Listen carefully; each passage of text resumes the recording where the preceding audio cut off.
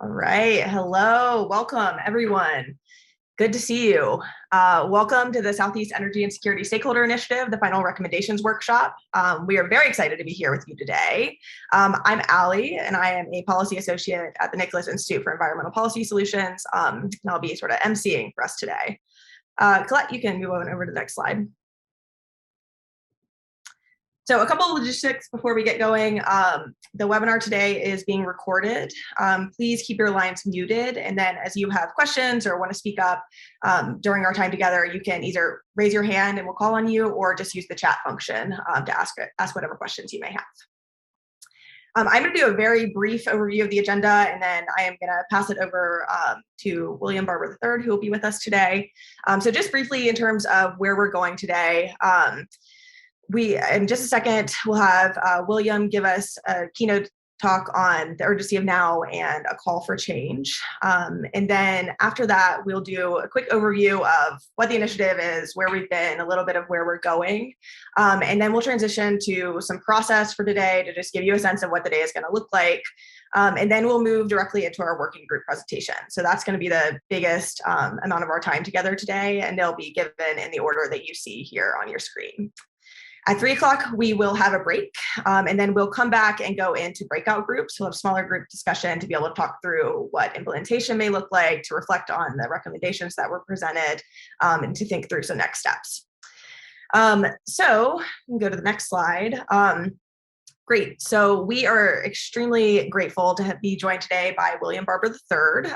William, you all probably know him. He is an environmental and climate justice scholar and advocate with nearly a decade of experience in social justice organizing and deep academic training in both the science and the law behind environment and climate everything. When we thought about someone who could help tee us up and set the tone for this convening, we thought immediately of William, because he's someone who can help us think through what it means to get this work done and why it's important. So William, we're grateful to have you. Thank you for joining us today, and I will pass it directly over to you. Thank you so much, Allie, for the invitation, the introduction, and thank you to each of you who is engaged in this process and is choosing to participate in the hard work, not only bearing witness to these challenges that we face within our current society, but also to the hard, the difficult, dare I say, the imperfect work of developing solutions for our present crisis. I know that many of us on the call come to these issues from a deep place of both individual commitment and also personal experience. I know that many of us are trained in the science of pollution, of climate change, of market trends and economics.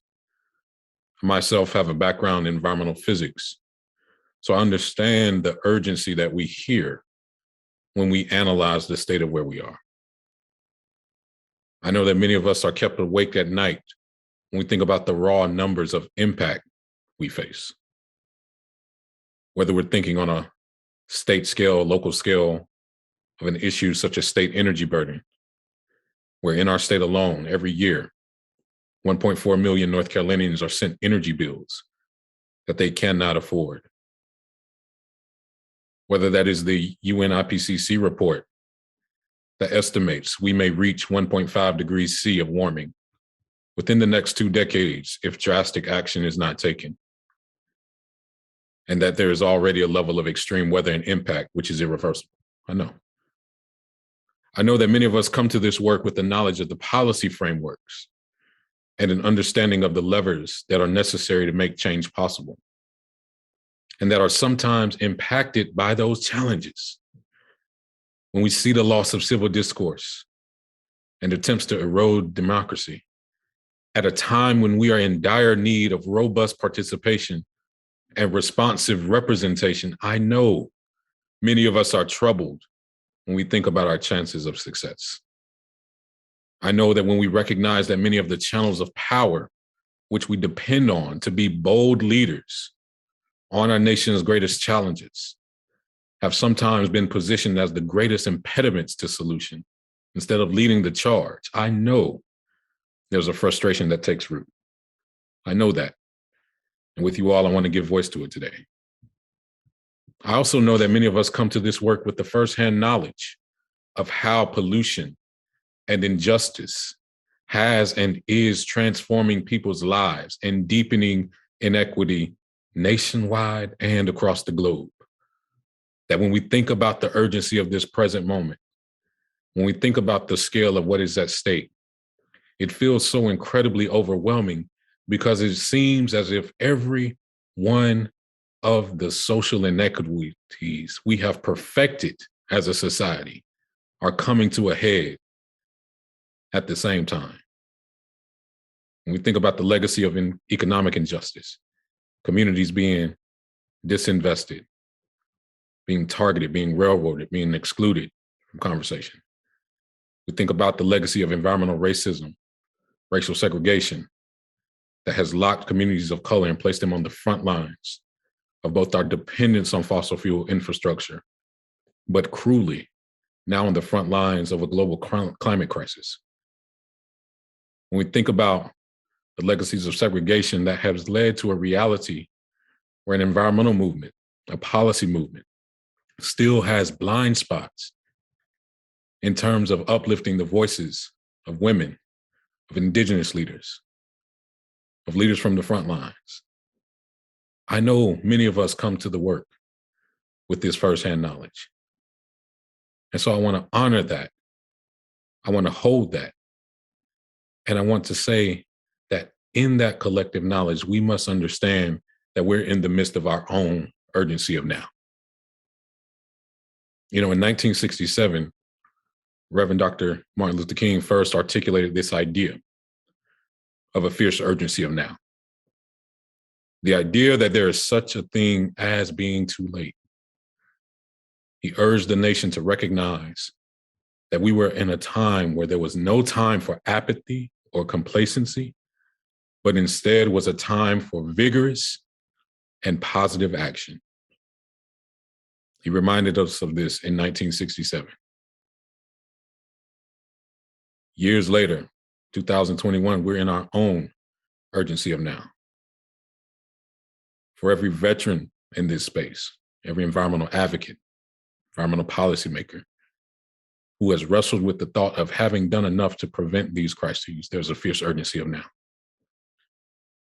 For every community, rural, coastal, poor, who sits on the front lines of a climate crisis, an environmental crisis, a democratic crisis, crisis of democracy, economic crisis, there's a fierce urgency of now. For every young person who's fighting and has to become a leader in this moment because their future hangs in the balance, there is a fierce urgency of now. This is our fierce urgency of now. This is our fierce urgency of now. This is where we find ourselves. So when we talk about these discussions, when we talk about the conversations, when we talk about the importance of this work, when we're wrestling with if this work is making a difference, I want to tell each and every one of you that it is. By being here, engaging in these conversations, you are stepping up and joining, putting your shoulder to the plow to address our generation's fierce urgency of now. I also want to mention a concept that Dr. King coined in terms of this inescapable web of mutuality. When we look at the reality of the present situation, a global climate crisis that touches every aspect of our society, when we look at the reality that a global climate crisis serves as a multiplier on deep-seating inequities of poverty, democracy, when we look at the reality that the work that we are doing is not siloed, but touches on every aspect of people's and communities' lives, there's a web of mutuality that we must understand. In many ways, our experience with COVID was a brutal, but maybe necessary reminder of that. As we go about our day-to-day lives, as we seek to address policies, as we seek to put forth solutions, we do not do that in a silo.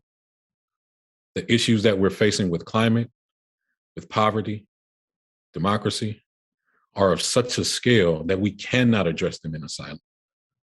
We cannot. This work is important because we need each and every one of us to step up and put shoulder to the plow. The scale of impact that we face potentially with the global climate crisis is of such that the nonprofit sector cannot solve it on its own. Government cannot solve it on its own. Private finance cannot solve it on its own. Community organizing cannot solve it on its own. Philanthropy cannot solve it on its own. Policy cannot solve it on its own. So if we are really to take serious this moment, we must understand that web of mutuality, not only in impact, but in the charge to craft solutions, that we must go as far as we can in our field, but also seek support, seek to break down silos, seek to understand that there is value and expertise in some of the channels of society that we may not have thought of before. We have to give ourselves permission to think creatively. We must build a new politic. Takes account of this. The beauty of this is that in the midst of this challenge lies incredible opportunity. And as we take seriously this charge to meet our urgency of now, to understand this inescapable web of mutuality in which we all find ourselves, we can do this in a way where we lay the foundation to solve the present moment. On climate, we know that technologies exist where we can transition to a clean economy that does not pollute the planet and opens up opportunity for communities and for future generations. We know that by pushing the boundaries of policy, we can do this in a way that is both expedient, but does not have blind spots in conversations around equity, in conversations around inclusion, in conversations around ownership opportunities for communities that have historically and strategically been locked out of public discourse. We know that the level of investment that we're seeing on climate represents an opportunity to undergird communities, to undergird equity, to undergird a foundation for future generations to build on. And we know that we can lead in this effort right here in the South, right here in North Carolina, the same region that has always been a crucible of progressive change that has challenged this nation to grow, to evolve, to aspire to its better angels, can once again lead in the conversation to meet this present moment. I know we're going to discuss the data. I know we're going to look at the figures, but I more so wanted to stop by for a few minutes and remind us of the charge, the urgency in which we find ourselves, the need to give ourselves permission to act and act boldly, and to collectively commit to securing a future for communities, for our state, for our region, and dare I say the world. So with that, I thank each and every one of you for doing the hard work, sometimes imperfect work, coming up with solutions. And I'm so glad to stand with you all. Thank you. Thank you. Thank you. Thank you. Let's just let that soak in for a moment.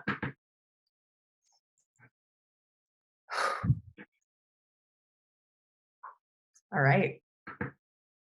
Thank you, William. Really exactly what we needed to get us grounded in this work. All right. Let's jump back in. Let's do the work. I will set a bit of background today. So I'm going to start with just a little bit of background of the initiative, where we've been, where we're going, and ground us in that. So what we're looking at here is the Energy and Security Project team. Me, Rory from Appalachian Voices, Al Ripley, and Claire Williamson from the North Carolina Justice Center.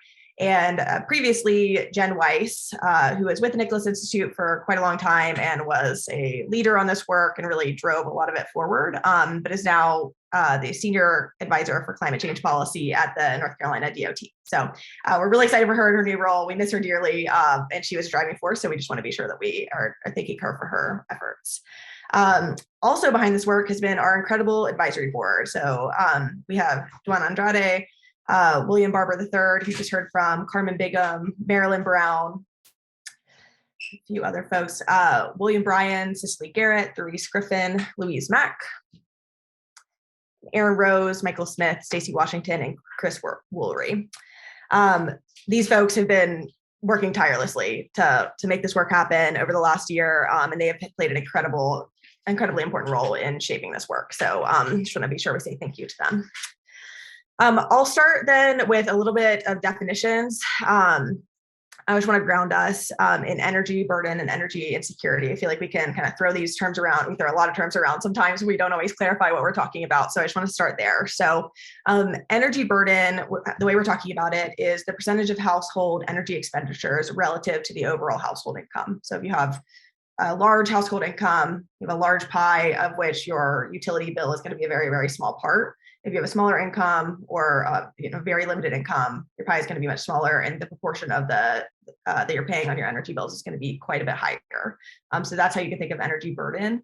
Energy insecurity is the lack of sustained, affordable access to necessary energy service without foregoing other necessities. So that means you're able to pay your utility bill, you're able to pay your bill without foregoing other essential needs, such as a prescription or quality food, things of that nature, and that you have access. So you're not being disconnected, reconnected, having to pay those types of fees. So you have that sustained access. And that's how we're talking about energy insecurity. So in terms of where we've been, this initiative started back in January of this year, almost a year ago now. And from January to May of 2021, we were working broadly to understand the gaps. So we know that energy insecurity is an issue that is faced disproportionately by folks in the South, but we wanted to understand kind of exactly what's there, what are we looking at, particularly where are the data gaps, because we knew that that was going to be a big question. So at that point, we completed a household level survey on energy burden in the Southeast, where we reached about 200 folks with that survey. And then we started a household energy burden mapping process, where we were actually trying to get at what is, for every household in the Southeast, what is the energy burden? It maybe shouldn't come as a surprise that that's a really difficult thing to do, to get all of that data, to get that mapped out. So we're actually still working on that, but are hoping to have some results soon. In May, we launched the stakeholder initiative. So back at that point, many of you would have been with us at that point. We were working to kind of create a shared understanding of energy insecurity in our region, identify the different challenges and solutions, and start to foster a community of stakeholders who are working on reducing energy insecurity in our region.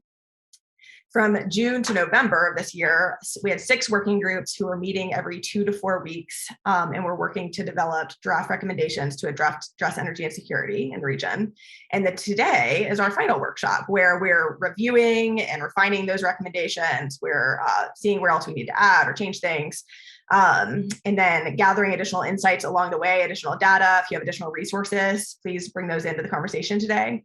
And then we're also going to take a look to determine who's interested in implementation, to figure out what that looks like going forward. So in terms of where we're going from here, we see this meeting as moving from the planning and the stakeholder engagement phase, moving into implementation.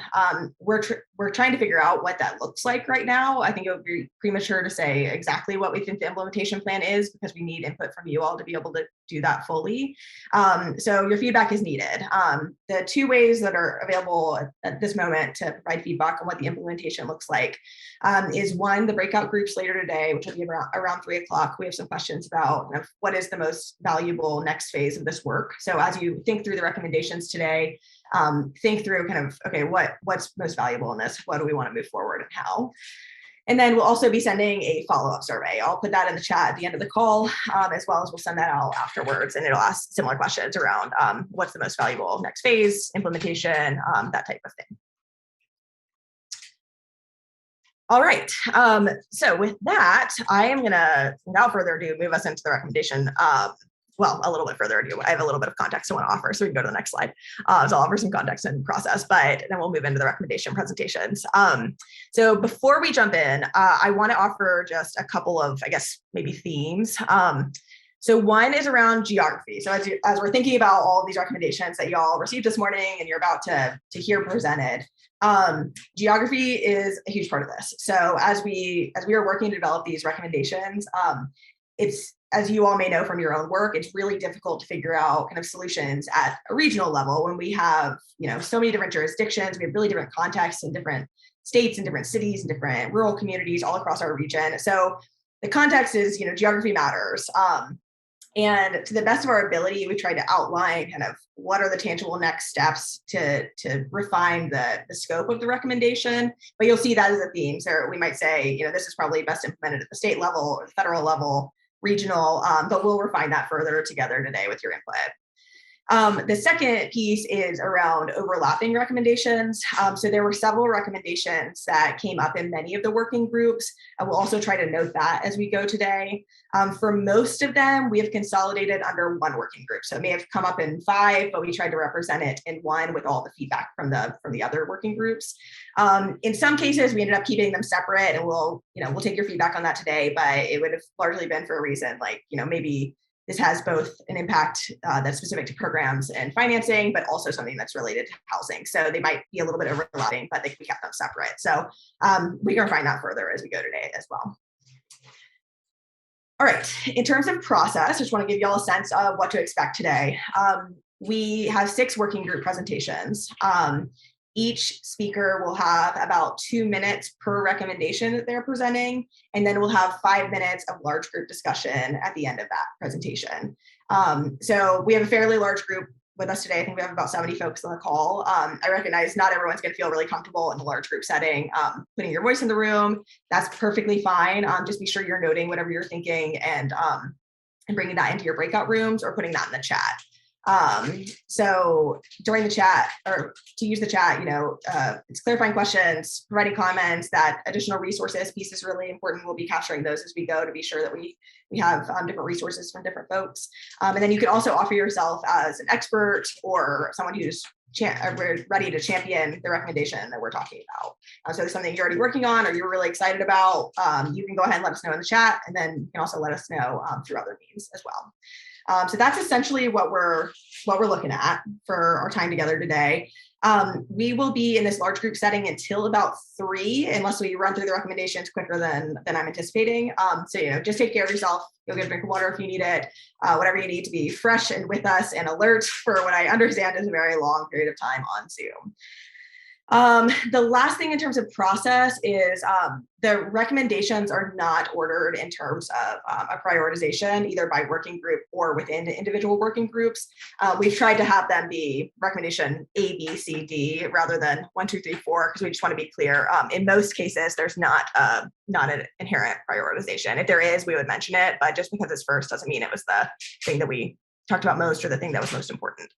There's just no order to it. All right, so next I just want to offer a quick disclaimer. This slide deck they're draft recommendations still at this point. They're reflecting the work of each of the 6 working groups who've met since June. They reflect input from a very diverse group of stakeholders who've been working with us, but they may not fully reflect the consensus of all stakeholders. So I just want to be sure that's clear for folks. Feedback and input from today's workshop will also be considered in the finalization of the recommendations and will inform the final report that we're putting together. So I will pause for a second before we jump into the systemic change working group. Check the chat. Folks can raise their hand within the next 10 seconds if you have a question or something you would like to clarify.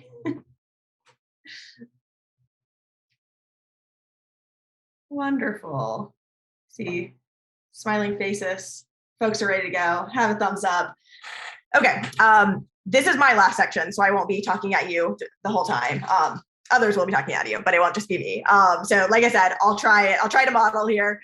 I'll try to do about 2 minutes per slide, and we'll have space at the end. So if feel free to throw things in the chat, but I'm going to just run through A through D really quick. There are 4 recommendations in this section. So First, for just to tee up systemic change a little bit before we jump into recommendation A here. So when we were working together back in May to get all the feedback from the different stakeholders to figure out like what this work was going to look like, we kept that meeting in May fairly open in that we didn't come in saying, you know, we want to talk about financing, we want to talk about housing. We knew those things would come up naturally as we talked about the challenges and solutions. So as after that meeting, after we looked at everything that each of the working groups had, or each of the groups had talked about, we saw that there were many solutions and challenges that were really clearly like they should be in housing or they should be in one group. And so, you know, made a housing working group, made awareness community engagement. But then there were many challenges that either intersected with energy and security issues like, you know, broadband or COVID. And then there were others that were inherently about energy and security, but were more like at the systems level. And so we decided to try and work on those in like a systemic change group. So that's how we got to this group. And so as you're going to see, that means that this is like a fairly big picture section. It's harder, you know, when you're looking at the root causes like this to have something that's actionable in the near term. But that means that work is still needed. And even if we're talking 10 years out, we absolutely still need to be having that conversation now. So just because it may not be totally actionable in the near term doesn't mean we shouldn't be talking about it. Similarly, though, we should be also thinking like, what can we do in the next several years that would get at some of these systemic issues? So that's it. That's the framing. And then I'll go ahead and move into the first recommendation. So the first recommendation is to facilitate a coordinated cross-sector collaboration among stakeholders working to address energy insecurity. So this comes from the recognition that there are so many folks. I mean, we know energy insecurity is very broad. It's intrinsically tied, it's poverty. There are a lot of folks who are working on this.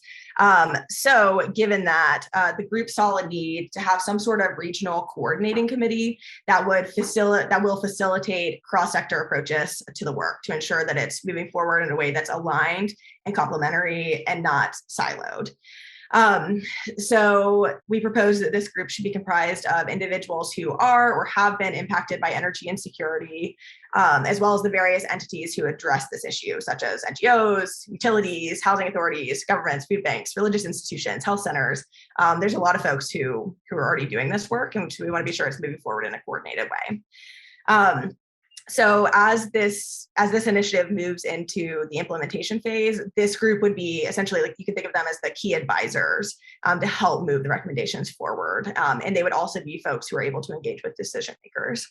A first task of the committee would be creating a framework of sorts that outlines the broad impacts of energy insecurity.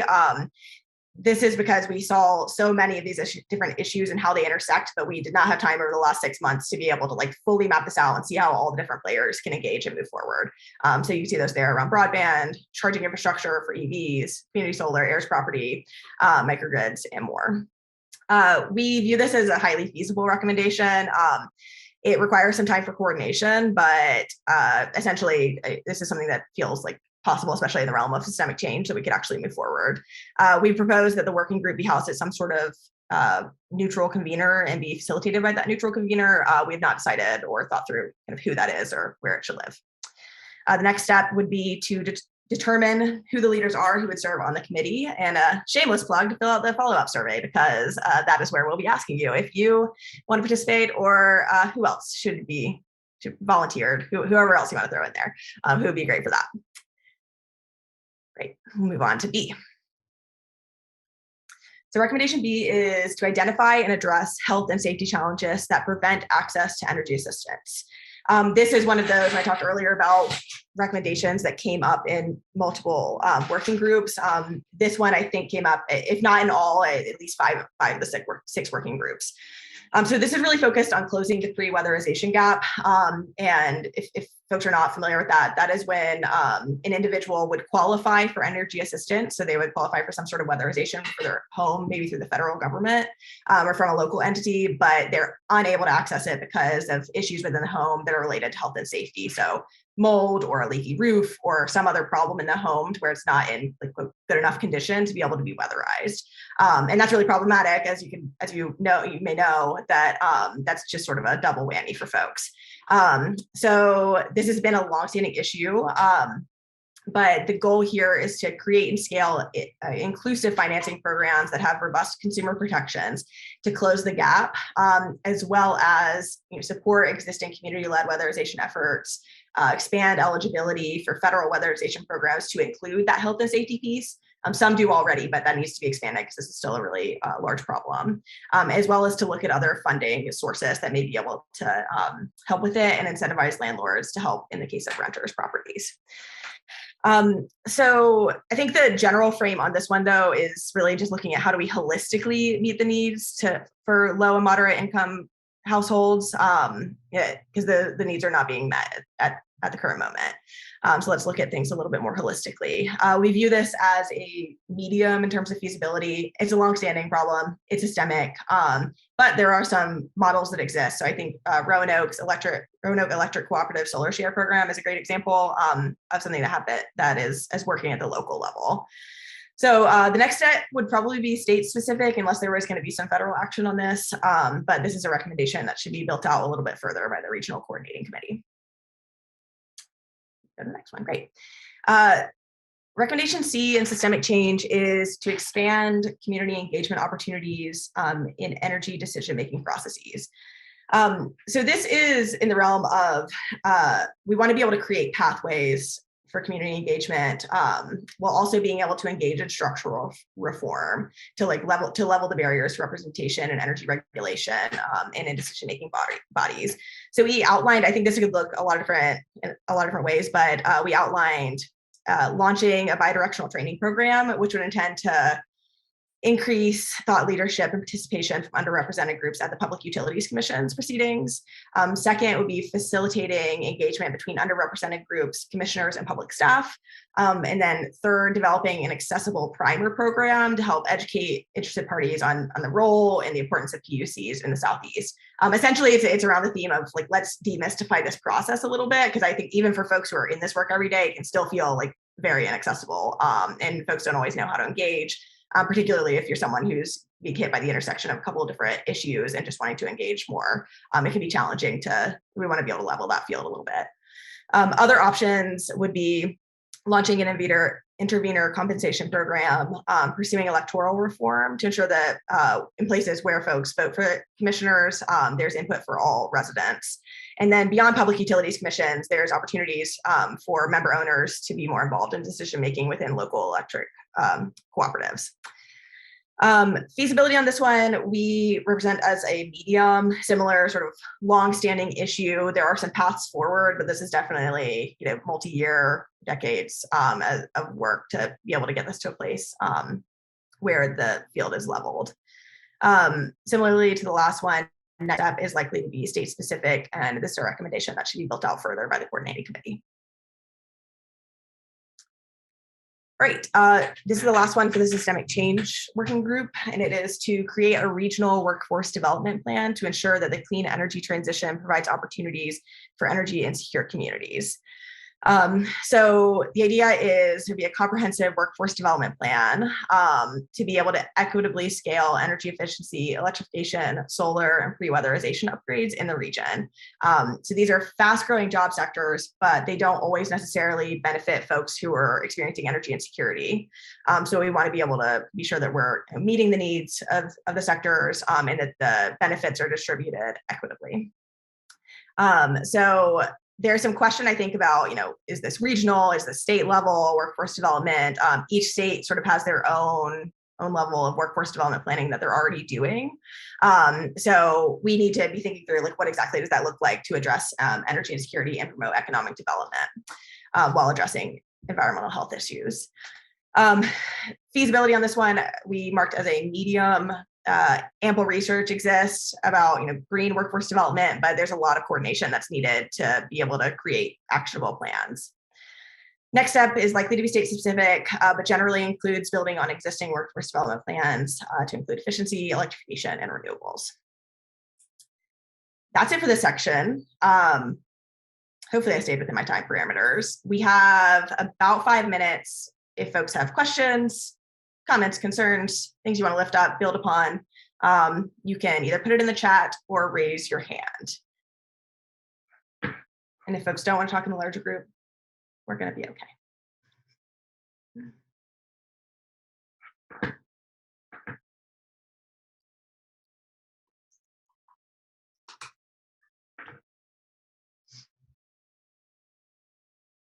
Colette, maybe you can just toggle back through maybe A through D, and so folks can just see and spend just a second on each one, see if there's any thoughts.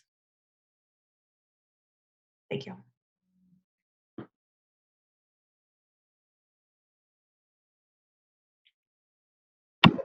Hey, Allie, this is Therese. Hey, Therese. I did have a comment. I love this big picture view of energy insecurity and all the things that impact it. I really like this this overall working group topic. I was just wondering about, it seems like some of these and maybe some of the others probably would require some sort of funding, similar to the funding that your organization received for this initiative. And so have you thought about that any, and how we might pursue that? Yeah, that's a great question. I have thought about that, and in our working group, we've talked about that a little bit. I think that there are a lot of options. So for me, previously I came from philanthropy, so I'd worked at 2 different philanthropies before moving over to the Nicholas Institute. And so what I see is that there's probably private philanthropic dollars that would be interested in funding this type of work, but we need to figure out exactly what it looks like. So that's where I think, like, as we think about our next phase, if we want to think about implementation plans, so like, what does it look like to get this done? Who's interested in working on it? Can we go collectively together to put forward a proposal to some of the different foundations that exist? That's where I think for some of the systemic change, that's where the funding is most likely. And I think to the extent there is a large group of folks, or a maybe not large, but like an intentional group of folks who are interested in doing that together, I think there's some opportunities there, and we could think through that. There may be, I'm sure that there are other types of funding that we would want to think about. I'm most familiar with the philanthropic, and I feel like that's also where folks are most interested in the more like systemic change piece that might not feel totally actionable in the moment. So those are some initial thoughts. Yeah, I agree that philanthropic foundations would probably be very attracted to these. So. Yeah. Well, if folks have thoughts on others too, yeah, please put that in the chat or just think about that. Okay. Alicia? Hi, thank you, Allie. I'm wondering what component, and this is the one I wanted to ask about, the workforce development. I'm thinking about preemptive legislation and preemptive policies in many of the southeastern states. Has there been a what are we, when thinking about each of these recommendations, what part does policy and legislative reform is a part of that? And I say that because the conversation has been surrounded around, if we create a workforce development for a green transition, we're going to hit a roadblock in states like Georgia, where there is a cap on solar net metering. And so we don't have the policy in place for a demand for a green workforce just yet. We're working on it. But is there anything that is going to address, getting policy reform in some of these states, especially those states like Georgia? Yeah, that's a fantastic question. Thank you. So we did not go deeply into this particular issue, partially because we were trying to figure out the lay of the land and figure out what the options were for moving it forward. I think in the implementation phase, that's exactly where we need to be. And that's why I think the diversity of organizations is really important. Because you're going to have, as you know, some organizations that are not able to do that legislative work or not able to do any sort of lobbying or anything like that. And then you're going to have other organizations who are capable of doing that, that's within their wheelhouse, and that's something that they're comfortable moving forward on. So I think that's something we need to think through as we move forward, to kind of who can play what role and be able to move that forward. Because you're right, those are going to be huge barriers, and that's something that's really important to bring up.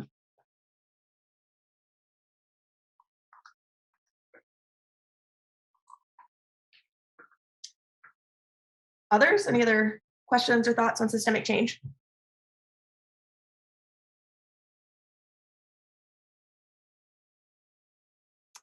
All right.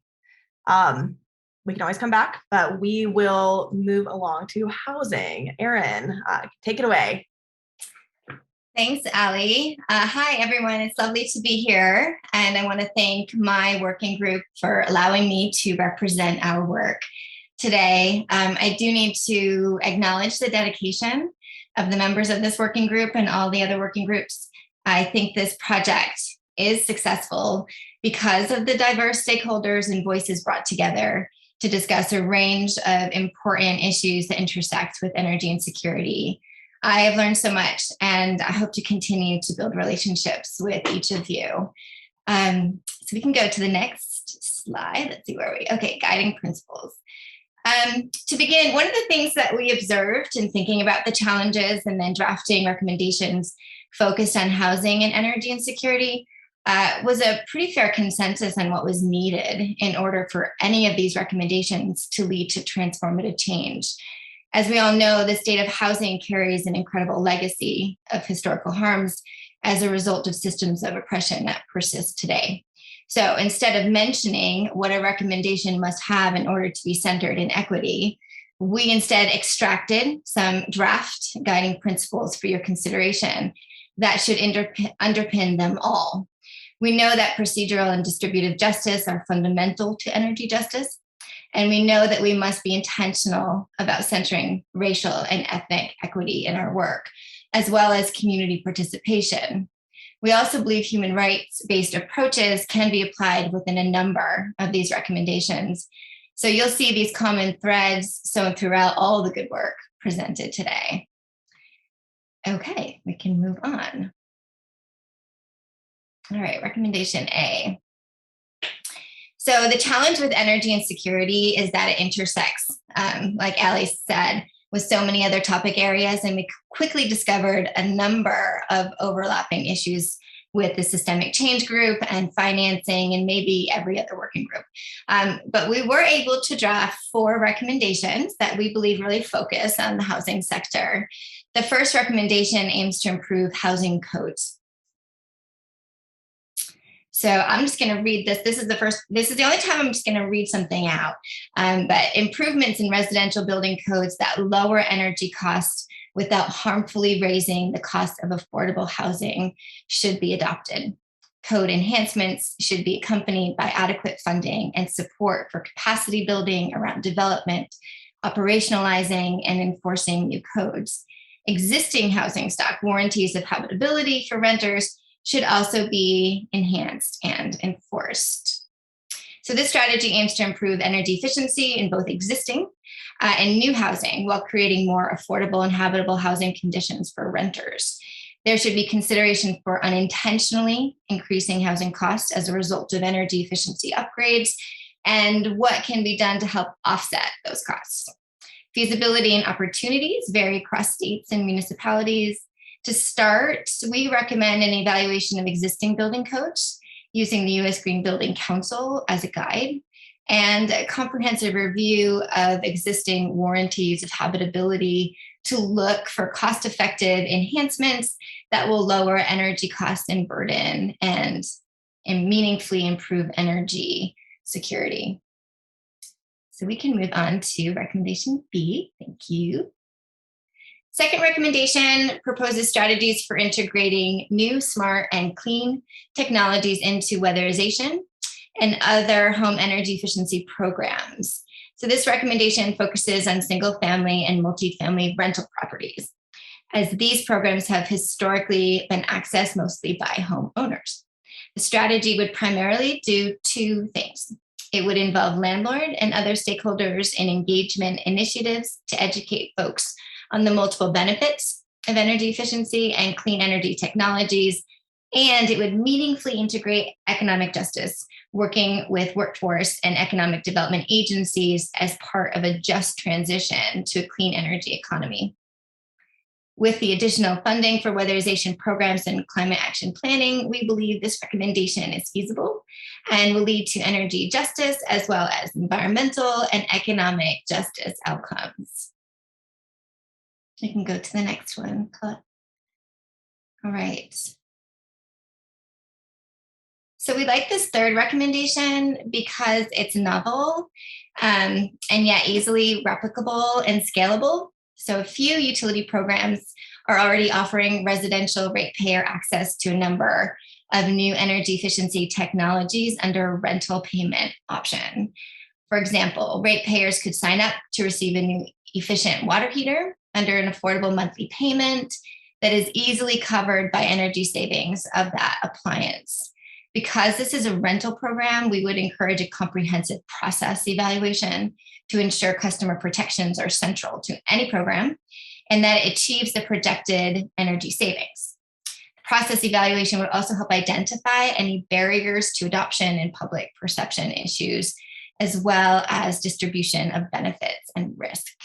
We believe that this will lead to greater and more immediate access to energy efficiency and clean energy technologies and will reduce energy burden and insecurity across all southern states if adopted. Okay, our last recommendation.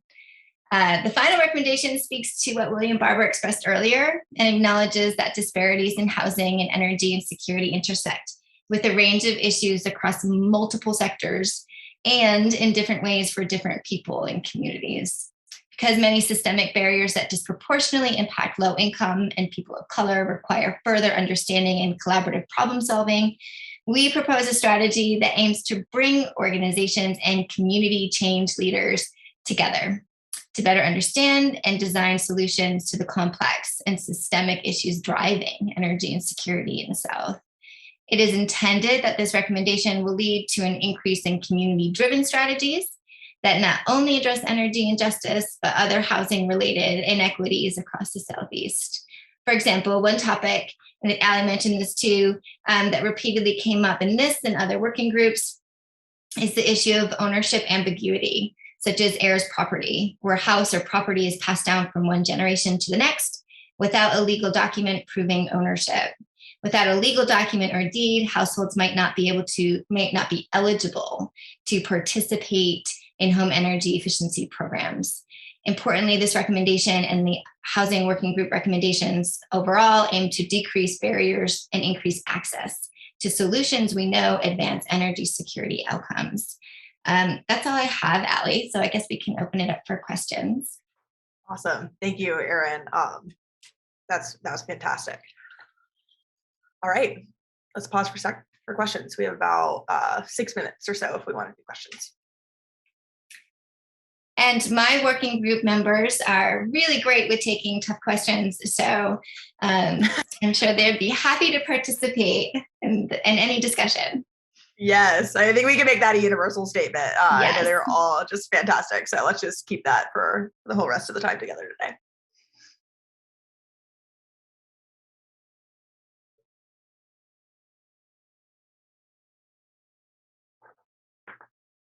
Hi, I have actually a comment. One of the things is that the existing weatherization program that's available through Community Action actually does address the rental properties because renters are eligible for the program. And so this does give homeowners an incentive to go ahead and allow us to come in and do the work. And then we also require that they allow the renters to remain in the home for a specific amount of time. And there are also energy efficient appliances that are available through this program. And I do know that Duke Energy and Dominion Energy both have energy efficient appliance programs that they both have as well. As a matter of fact, the Duke Weatherization Assistance Program is run in South Carolina partly through SCOCAP, the organization I represent. Because Community Action itself, there are some DOE rules that prohibit the agencies that take DOE funding from taking on additional funding for weatherization purposes unless it reduces their funding from the DOE. And so as a result, we decided to go ahead and get involved and become a solution to the problem. Thank you for your comment, Natasha. That's excellent. And I do know that a number of weatherization programs do offer you're eligible as a renter to access the program. I think historically, the majority of those that actually do access programs are homeowners. But maybe that's different in your area. And if so, we would love to know how you're providing this service to renters at a level that's meaningful. The other thing too is that I'm not sure how much multifamily weatherization is done using DOE funds here in the Southeast. I know that historically a lot of northeastern states and even states out west have accessed multifamily, use multifamily energy audits to secure those dollars from DOE. So I think what we're trying to make sure here is that this is, we can build it even better across the Southeast and make sure that there is improved access for this particular population. But I love your comment and love to know more if you're doing great work in the renter space. Absolutely, but we would also like to see an expansion because when people leave, our ability to serve them, because our purpose is to raise them up above the poverty line. And so once they leave us, they don't have the same level of access. And so we'd like to see an expansion of those services beyond people who are below the poverty line. And so anything that you're willing to do for that, we would love to be a part of that as well, because we believe in sustainable change and not just change for the sake of it. That's fantastic. Thank you. I'd love to comment on that for just a second. Thank you, Natasha. That was something that came up quite a bit in the systemic change group as well that I didn't mention. The kind of moderate income population was such a big issue because folks come up against this cliff and then kind of fall off and are unable to access services. And so we had talked a good bit about how do we fill that gap that's for folks who are just above the poverty line or above it but still having trouble paying the bills or whatever that may be. So just to say that yes, I totally echo you, and I know we should follow up after this call. Thank you.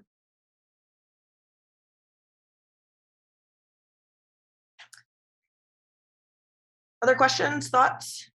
The housing working group? Just something that's come up for me in the last two sets of recommendations when we talk about increasing access to weatherization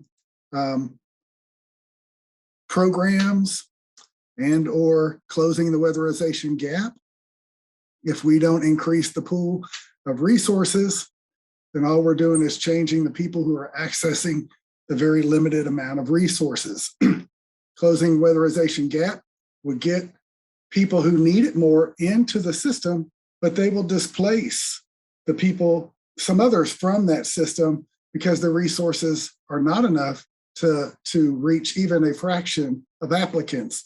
So I had assumed and hope that will be addressed somewhere else, and I think it's likely. I just wanted to lift that up. If we don't greatly expand the pool of resources, then expanding access will only change things fractionally and marginally.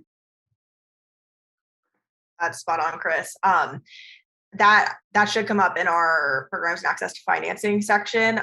When we get to that point, I would love to be able to revisit this point and be sure we feel that that's adequately covered.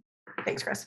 One other aspect that we need to keep in mind, just as far as the existing infrastructure and not creating problems with our solutions, is that I know a lot of agencies that administer the weatherization services struggle with a big influx of money and then it ends, and so they have to pare back and they have to let contractors go or some of their staff go, and then another influx and they've got to build back up. So we really need to look at kind of how our solutions can stabilize instead of destabilize. Awesome. Thank you, Laura. Alicia? Thank you, Allie. I also would like to offer up an expansion of stakeholders in this space. From some of the recent fieldwork we've done with our Drawdown Georgia Equity Project, one of our partners brought up expanding stakeholders in this space to healthcare providers, insurance companies, because they have a stake with regards to health outcomes for weatherization. Expanding stakeholders to health insurance providers as a means of funding, as a funding vehicle, sort of a preventative measure on their part. And I just wondered, had that been explored in any of the recommendations on an expansion of basically stakeholders who have almost an endless pot of money? Yeah. Thank you, Alicia. We talked about that a little bit in the collaborative problem solving recommendation, and I know I breezed over everything. But one of the things that I do in my day job is try to build the evidence that weatherization has health and well-being impacts. And right now, we just received Institutional Review Board approval to enter into the first private-public partnership with TennCare to access linkable, identifiable Medicaid claims data to measure those impacts, to build that evidence so that the healthcare sector feels confident in what they're supporting. Unfortunately, they need this in order to feel confident, even though I think that there's already a lot of evidence through storytelling of lived experiences, but also in survey data that expresses the need for healthcare to start participating more meaningfully in home energy funding. Natasha, you have your hand raised again. I just wanted to point out that the most persuasive thing that we always find is data. And so the Department of Energy has proven that for every dollar we invest in weatherization through our program, that you get $1.72 generated in energy benefits and $2.78 in non-energy benefits, which includes those health benefits, the lack of absences from work, reduced absences from school, and so on and so forth. And so that data is available in every state if you go to the local OEO office to pull it from them. Thank you, Natasha. That's awesome. Awesome. Thank you. I'm going to move us along because I want to be sure we have time for all the working groups. All right. So I will turn it over to Stacy for the Awareness and Community Engagement Working Group. Hello, everyone. My name is Stacy Washington. I'm with the South Carolina Energy Office, and I will be going over the recommendations from the Awareness and Community Engagement Working Group. We've had great discussions in this group. We've had community groups involved, advocates in the government, and the implementation, I want to say, will include the community as we go through. We won't design any programs out of this in a vacuum. So I just wanted to state that up front, that we're aware and want to make sure that whatever's created out of this process is not done in a vacuum and everyone's involved. I also want to thank the group, as Erin did hers, for showing up and staying engaged and the great discussions we had to come up with these recommendations. I also learned a lot going through this process. So let's go to the first. So our first recommendation is a one-stop shop. I kind of wanted to paint a picture of what we're looking at here. Our first three recommendations all relate to this idea of a one-stop shop. So the idea is that, say you're someone and you say, oh my gosh, I have high energy bills. What is out there to help me? So this one-stop shop will be a place where you can find resources to help you. You can go there and answer a few questions, and then you can get a list of what's available. So then you apply for a program. Say, for example, you apply for a weatherization assistance program. Someone comes out and does a home energy assessment, and they find that you need home repair. Under the current state of things, you would be deferred, and then you'd have to find a program for home repair, and then you'd be on a waiting list, and then you'd wait and wait. So under a one-stop shop type of idea, you would get an assessment, and someone would say you need home repair, and then you would be put on a list, or there would be a collaborative of groups that would be able to provide that service. So you wouldn't be on a necessary a waiting list that might be a black hole, or have to find your own program. But from that initial, I would like to get weatherization, from the initial assessment, you would then have a collaborative group that will look at your situation and say, they need home repair, let's go ahead and get them that service. Once you get your home repair service, you would then be eligible for weatherization. So that's the idea, is to take away those layers of having to find the programs, of being in a black hole, of just giving up, because some people might just say, forget it. So that's the idea here for this whole one-stop shop idea. So our intended outcomes are to reduce those barriers, provide access to the information in a way that people can easily get to it. And then also making sure people who don't have internet also would be able to get access to the information. So these things would be something you can print out, or a place you could go and do an application in person if needed. So that's the whole idea of this concept. And the next two recommendations feed into this idea. So let's go to B. Recommendation B is developing a database of programs that would feed into this one-stop shop idea. So in order to develop this, we'll need a list of everything that's out there. So that if someone comes to it, they have access to what's available. So this database would clarify eligibility gaps and be that one list of data. We think the feasibility is high for this recommendation. Information is already out there. It just requires staff time to put that list together. And then actually somebody at the Nicholas Institute is working on it now. So once this is developed, we can then get this portion of the one-stop shop done. Next. Recommendation C is a centralized application for aid. So as part of this one-stop shop idea, you would need to have, the idea is to have one application so you're not filling out different applications all over the place. In order to do that, you need one application for aid. So, and initially we'll look at weatherization and home repair programs as that initial one application. And our hope is in the future to add things like health programs in that mix of, and that will be interesting and difficult, but we'll get to that when that time comes. Right now, the North Carolina Justice Center is doing a pilot of a one-stop shop type of idea in a county in North Carolina, and they have the weatherization and home repair. They have an initial assessment type of application, and then if they need more information, they request that. So that's the idea, is that we would get that. So when somebody applies for something, they're not having to apply to all these different agencies and have all the same information that they're providing to all these different agencies. The feasibility or intended outcomes is people seeking aid will be able to file one application, and the increased coordination with organizations in an area. So for example, in the North Carolina Justice Center in Miss Orange County, and all of the different home repair organizations and weatherization organizations work in a collaborative and have created this one application. Feasibility, medium to high. I mentioned the North Carolina Justice Center having a pilot program they did, and also we in South Carolina are looking at doing a pilot as well. Next steps. This recommendation is really more of a local and state level type of effort, because, for example, in North Carolina, they're working in Orange County, but the organizations that are working together are a lot of times specific to the county of residents for that homeowner or the resident. And then also we discussed in this working group, the federal level, because the reason there's so many different qualifications for programs is because of the federal regulations. A lot of the different money that's come to the states has different restrictions on it. And because of that, that's why there's all these different needs.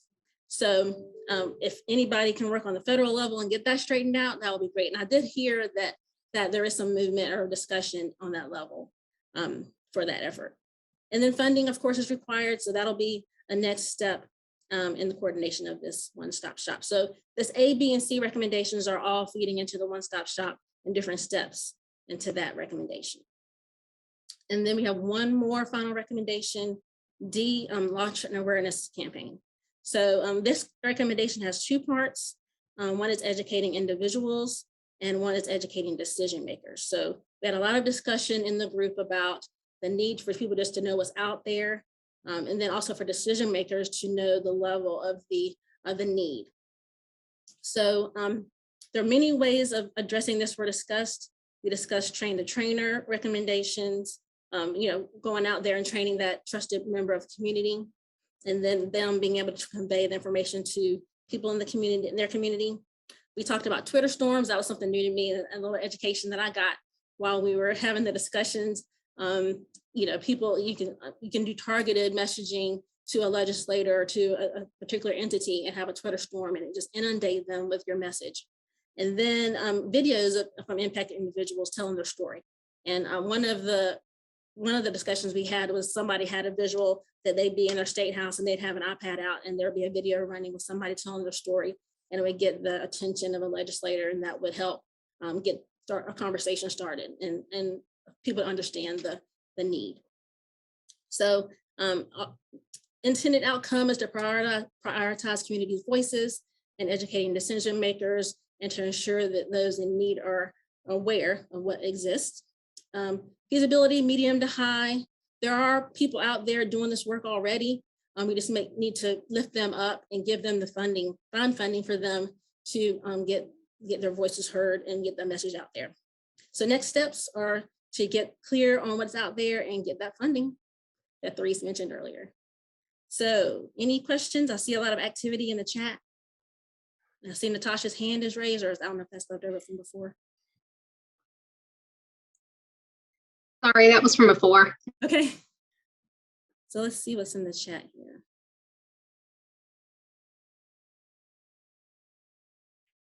If anybody can put something in chat, yeah. I'll work on putting on chat. So NCSEA has a series called The Story of Clean Energy. And one of them is on Roanoke Electric and their Pay As You Save, they call it Upgrade to Save program. So we do a lot of these stories of clean energy, and might be a good template. I'll find it and put it in the chat. Thank you so much. That's great. Yeah, we know a lot of people are already doing the work, so let's go ahead and get it out there. I was not aware of that myself.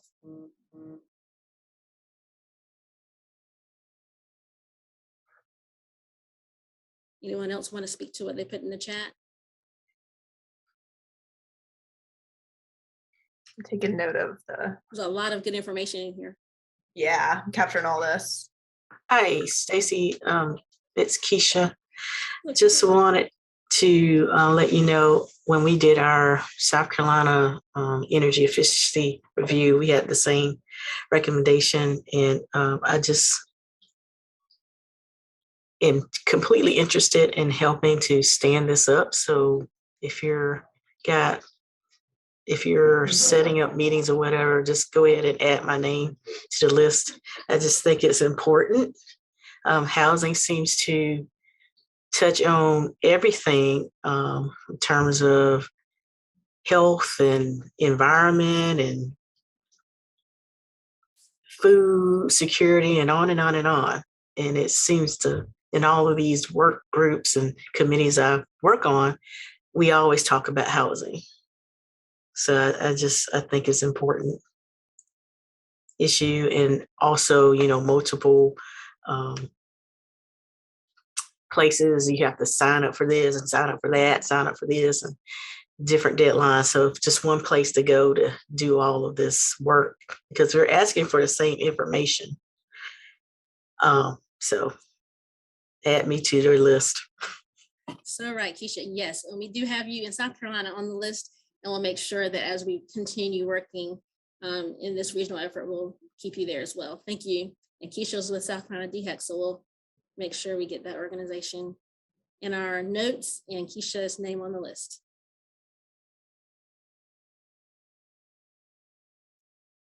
Any other comments? There were a few, see Roanoke Electric coming up a few times.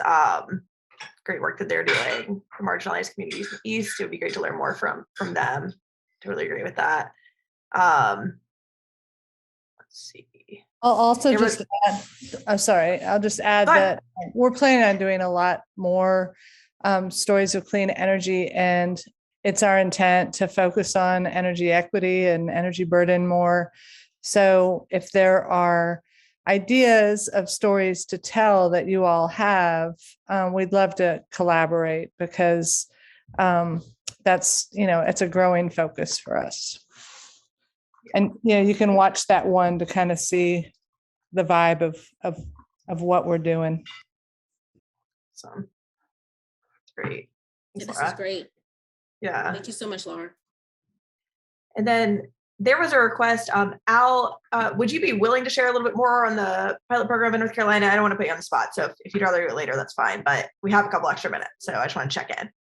Sure, I'd be happy to do that. So this pilot has brought the various entities together that operate in Orange County, Durham County, Wake County, and Chatham County to better coordinate their activities around weatherization and urgent repair in their respective territories. And what we do is we sign a memorandum of understanding between the participating organizations. And then when any individual applies for services from one of those partnership organizations, they are deemed to have applied applied to all of them. And we have one person go out and do an audit of the home.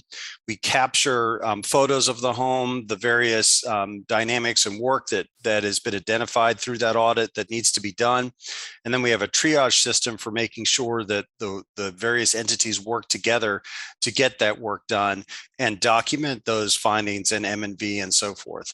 And the benefit of doing this is multifold. For the homeowner, it creates a system where instead of having, for example, to apply to 5 separate organizations and take 5 days off from work and have a stranger in your home 5 times, you just fill out one application and have one visit and provide your income verification one time. And so it creates real economies of scale there. And then for the service provider, it's also incredibly efficient because you don't have to send as many people out to the home. You have access to photos of the work that needs to be done on the shared database. And you can also readily work together with your partner organizations to help triage the house and get the work done there. And then after work is completed, it's not uncommon 10 years later to have someone living in the home applying for assistance again when they qualify again. And in those instances, you'll have this database with photos of the work that was done and the equipment that was installed and so forth, which makes everything just a lot easier and a lot more efficient. And I'd be happy to talk to anyone who's interested in getting more information about that pilot and how it's worked here. And I know there's some other efforts around the country that have done some similar things, but be happy to talk about it further. Thank you. Awesome. Thank you, Al. I would just love to have a reference point that I could add a link somewhere to my list of resources, because this has happened to me before where I remembered this program and then couldn't locate the info. Thank you. No problem. I'll go ahead and put my email in the chat, and Chris, I know how to reach you, but if anyone else would like that information, just send me an email and I can share it. Be happy to do that.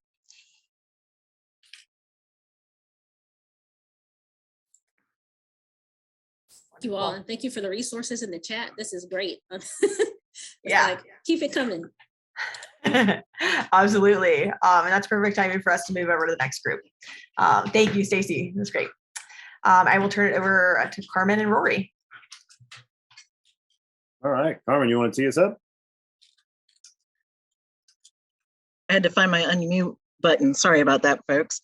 And I just want to say on that last piece, we are also, I put it in the chat, but we are VPLC, Virginia Poverty Law Center. I'm Carmen Bingham, Virginia Poverty Law Center based out of Richmond, Virginia.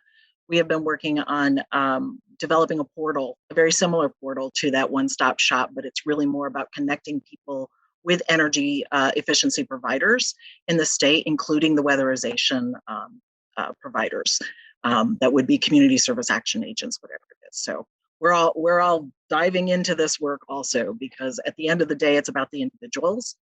And that's what our data access and improvement is about also. So first, I just want to say thank you to the individuals of our work group who really spent a lot of time working on these particular recommendations, but they spent many hours sharing stories and Will touched on when he said, the frustrations in the work that we do, that we encounter, but voicing frustrations about the lack of data, energy usage data that is available, that's needed to improve programs that increase energy efficiency, reduce energy cost, and overall improve energy security while lessening the burden shared by far too many in our communities. And through these conversations, we confirmed the impact of high energy costs for communities and households. But without the tangible data, we are unable to successfully identify and provide sustainable solutions that address the root causes. We cannot know the extent of those impacts, nor what solutions should be applied without the data that shows us who exactly is impacted, why they are impacted, and how many of them are impacted. However, the access to this detailed utility usage and demographic data is really only half the story. People themselves cannot be empowered to understand how their energy usage behavior has an impact on their energy cost. And once armed with this knowledge, the communities, the people in those communities can and should be prioritized to be engaged and consulted and empowered to make decisions about not only how their data is used, but what the needs are of the communities and what those solutions should be that should be crafted and implemented for their particular communities and needs. And with that, I'll pass this over to Lori, who's going to go over our individual recommendations. Thank you, Carmen. And I just want to reiterate thanks to the working group. I think perhaps maybe we should have had a list of working group members on here, but particularly the core group, y'all know who you are, but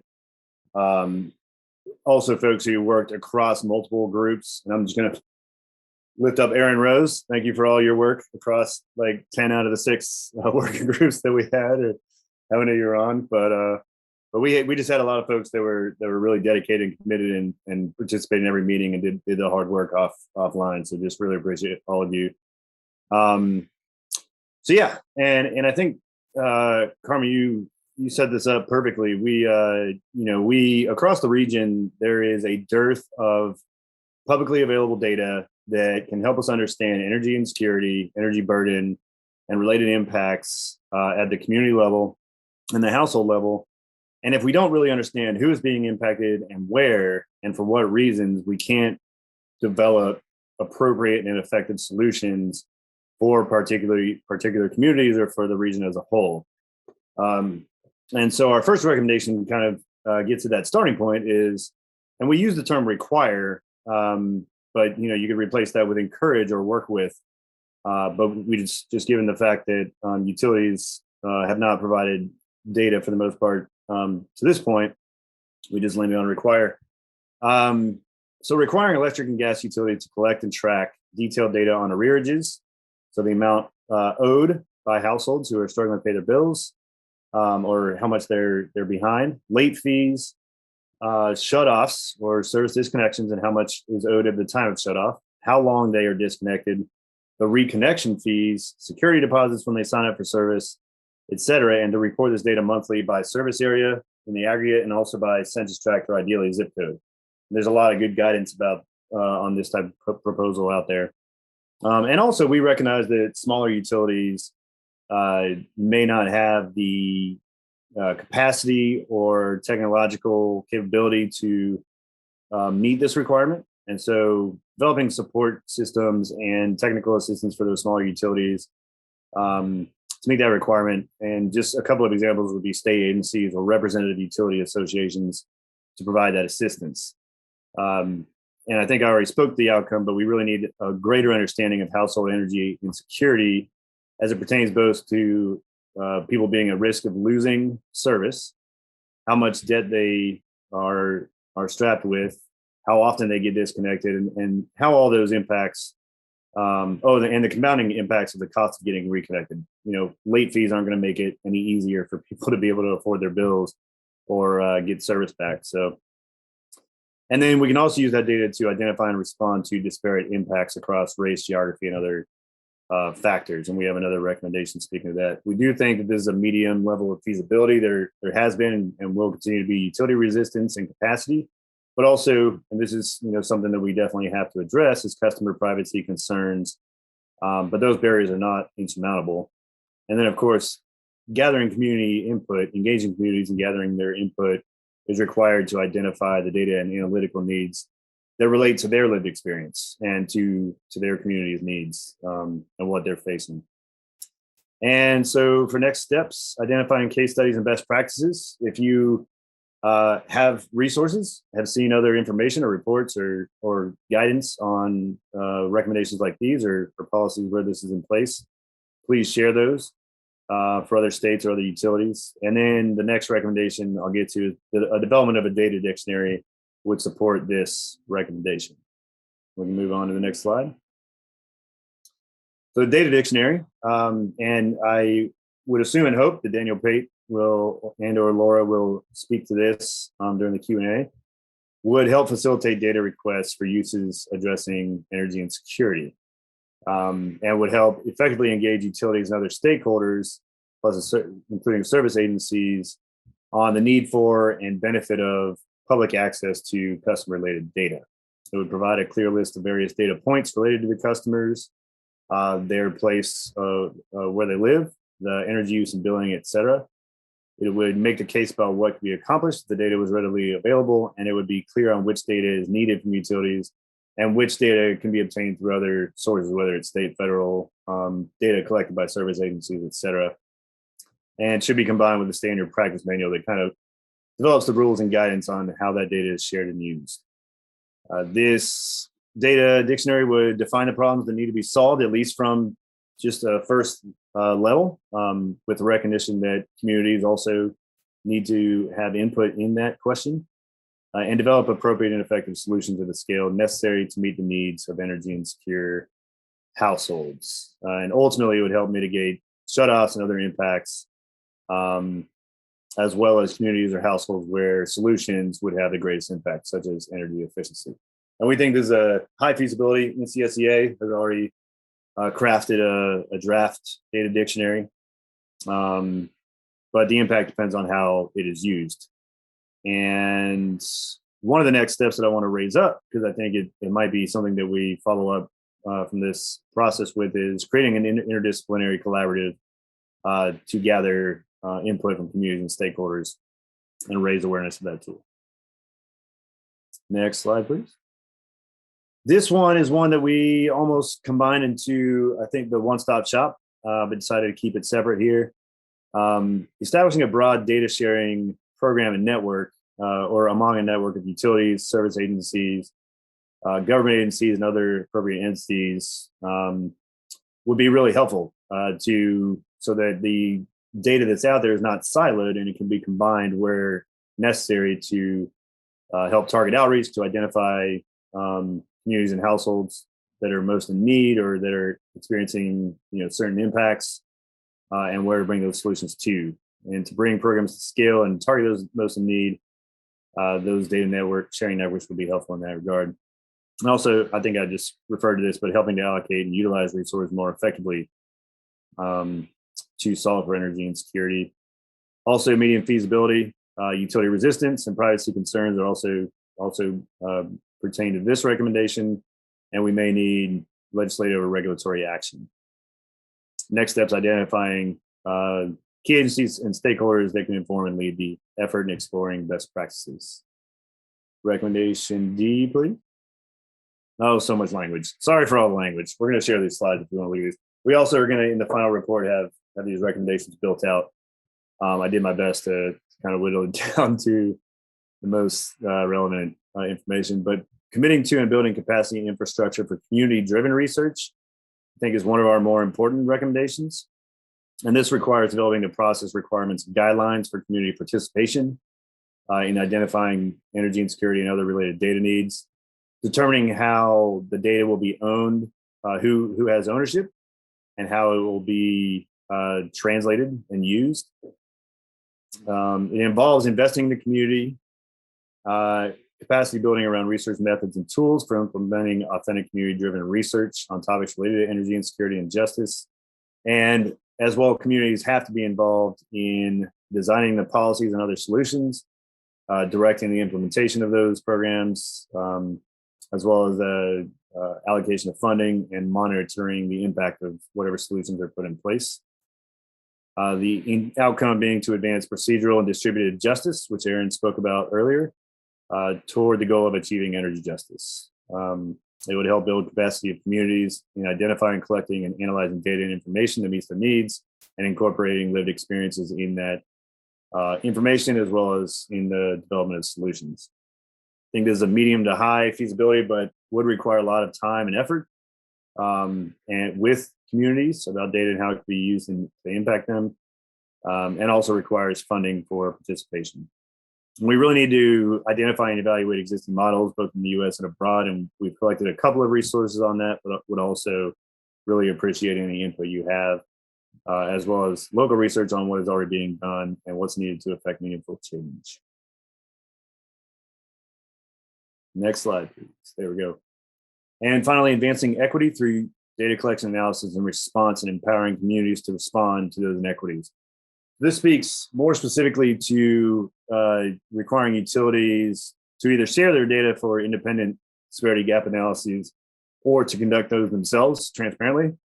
But rearrages, late fees, disconnections, prepay programs, bill assistance and enrollment in low-income energy efficiency and weatherization programs, as well as financial assistance programs, and focusing specifically on EJ communities.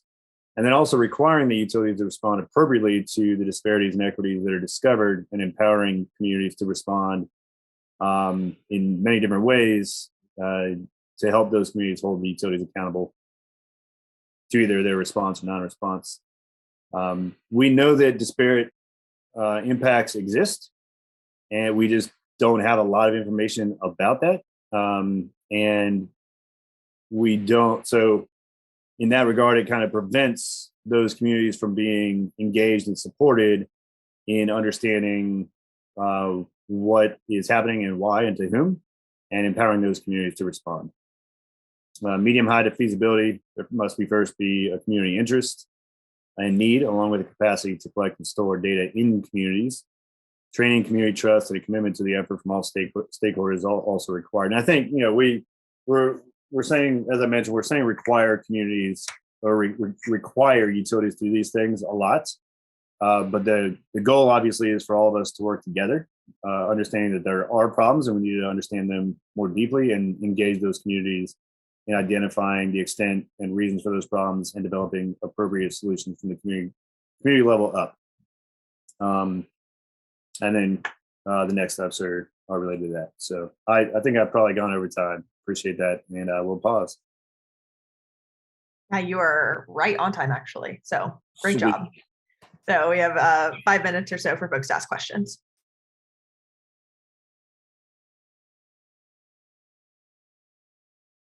Natasha, go ahead. I'm sure Keisha will be thrilled, but I'd like to volunteer DHEC to be the data ownership place. You see, earlier this year, one of my relatives was entering a school with regard to a medical certification, and she had to show that she had had all these different vaccinations over the years, and she'd been to several different doctors. And she said, well, how do I find all this information? I said, well, call DHEC, they have it all. And she was really surprised that he had compiled all of this personal information on everybody in the state. But I was like, that's the beauty of it. You can always go back and grab your records. And so if they have that type of information on all of us, I think there may be some pushback, but once we pointed out they already have your data, that may be a good repository and a good way of getting people to not push back quite so hard. Keisha, what do you think? You know, to be voluntold, that is. Well, you're right. We do have cradle to grave information on everybody in South Carolina. So we would like to learn more about that.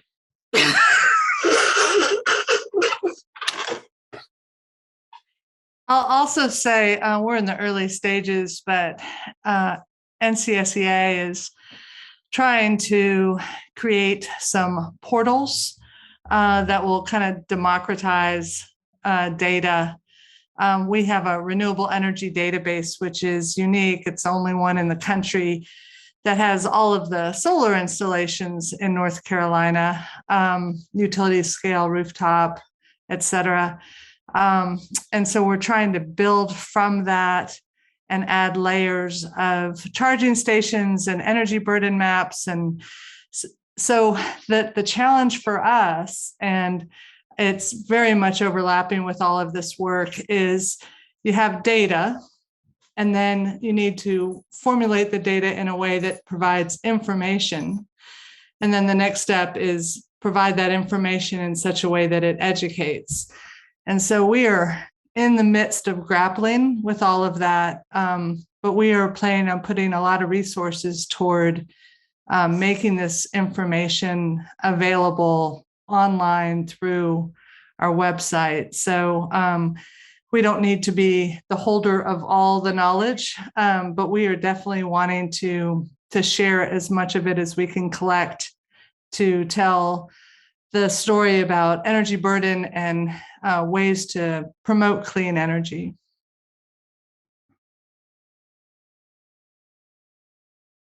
I have a question for the group, a technical question about how you came to zip codes as ideal versus census tracts. In Kentucky, we are leaning towards asking for the data to be delivered by a census tract so that we can better compare it to other demographic data that's available and use GIS mapping to make maps that can, to Laura's point, that can convey and educate the information. So I'm just wondering, are we missing something in Kentucky? Or is there a reason why we should be looking towards zip codes over census tract? Or yeah, can you educate me there?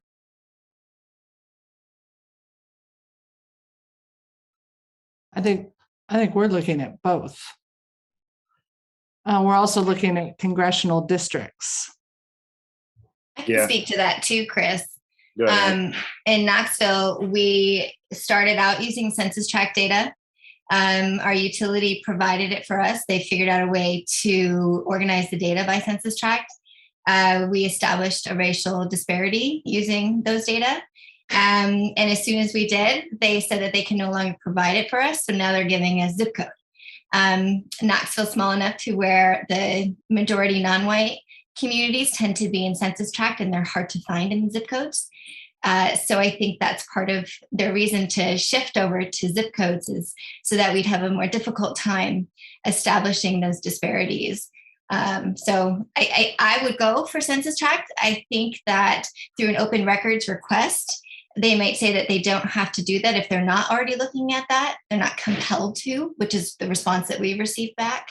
And so, but they do naturally organize their data by zip code. So through an open records request, you're more likely to get the data at the zip code level than census tract. But if you work with them and convince them that it's important to do census tract, you might get lucky.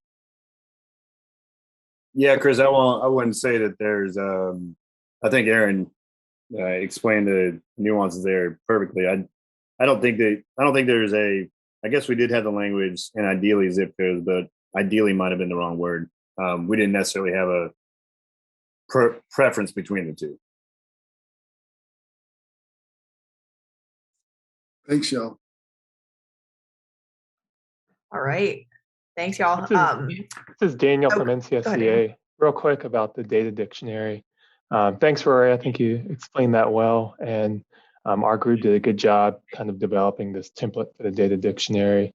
But we, part of the purpose of it is for it to be a collective tool for anyone wanting to learn more about the various analysis that can be done with energy and other data. So it would be good to get input from as much people as possible to make this a very useful template. So happy to share more about the data dictionary just to get more eyes on where we are and what more could be done with it to make it more useful. Thanks, Daniel. All right, let's move along to programs and access to financing. Thanks, y'all. That was great.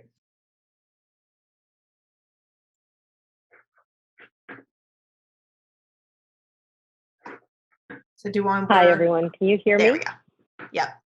There we go. Yep. Thank you. I'm sorry today I'm having to use phone and computer. I have terrible Wi-Fi. I had to move outside anyway. So if I start freezing up, Ali is going to just remove me from the camera and I will continue the presentation. So this is incredible to hear all these recommendations and kind of the summary of all this work, because there was so much information. And I have to start by saying thank you for inviting me to participate and work with everyone in this advisory board and all the stakeholders. I think we've all learned a lot. And as I'm listening to all these presentations, I really have to kind of go back to the beginning, some of the things that Will said and things that everybody touched on as a common thread. There's like all these intersections of the issues that we're talking about.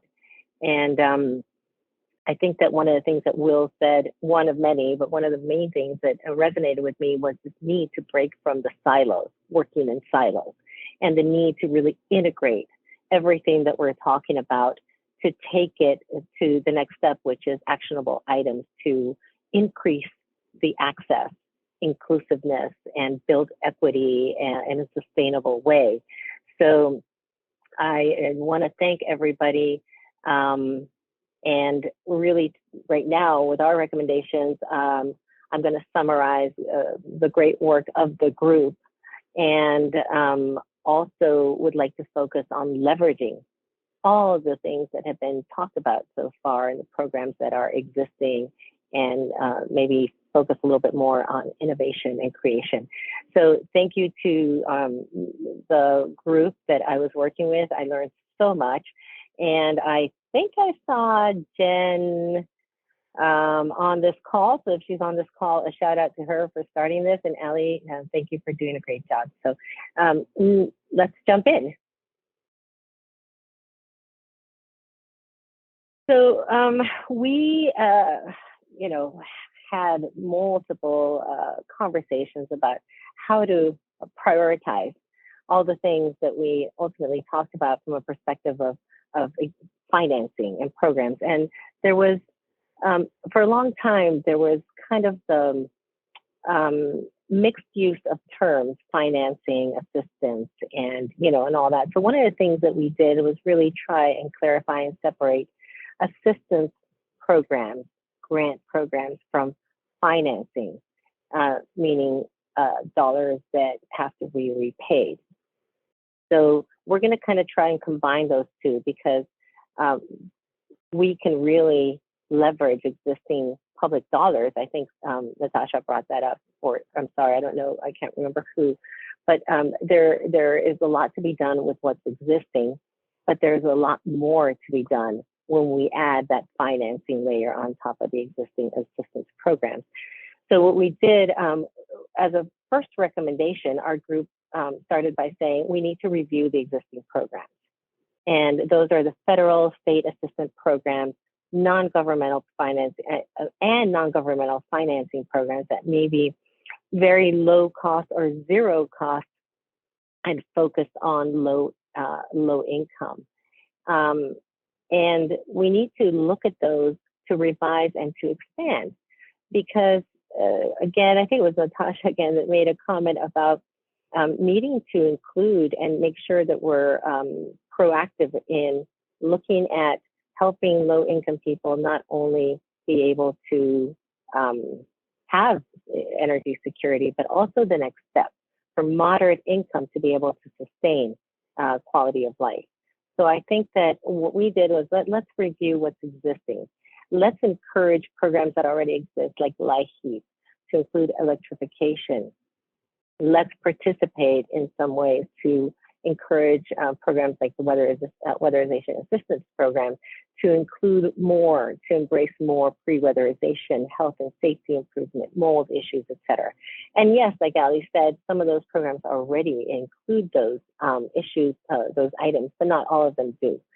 So it would be great to really embrace all the issues, not in silos, but rather in a holistic way, everything from energy and that connection to health and quality of life and sustainability.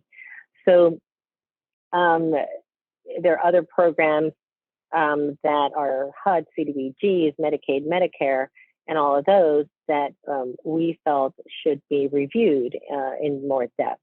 The intended outcome is to utilize these existing program infrastructure, the existing infrastructure, and then not only spend the money directly, but possibly explore using these funds to buy down costs, to multiply the potential of grant dollars, which is the leveraging. So for example, green banks itself we are one of the green banks. For every public dollar that we receive, we leverage a minimum of 3 to 8 to up to 16 private and public philanthropic dollars. So to utilize non-traditional sources of federal funding to meet those needs of pre-weatherization and others, and to have programs to expand resources and include pre-weatherization upgrades. The feasibility of utilizing these programs, the existing programs, to perhaps shift the use a little bit and to do other things that leverage more capital, we think is viable. So the feasibility of reviewing the programs is high. There is a requirement, like for everything, for funding. And we think that to implement solutions, the implementation of solutions is maybe low to medium, just because there is a requirement of extensive coordination amongst partners. And these partners also have to be public, private, and philanthropic partners. So the next steps would be to determine an organizations or a cohort to review those existing programs and to try to identify where there are opportunities to leverage those dollars to create more and to expand access and impacts. Next one. Oh. Allie? Colette's screen sharing. I wonder if she might be having some trouble. I'm seeing recommendation B. I have B up. Are you all seeing that? Okay. I can see it now. I can see recommendation B. Can I continue?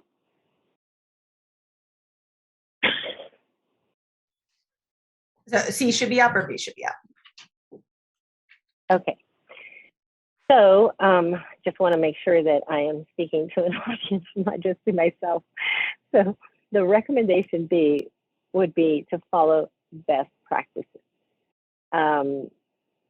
So there are several existing programs already and policies that stand out as best practices to achieve energy efficiency and security. So it was very interesting to learn about all of us in the space of addressing this in so many different ways. And I think there's a wealth of knowledge here to be added to that, some of those existing platforms that are out there that we've talked about, where there's a sharing of resources.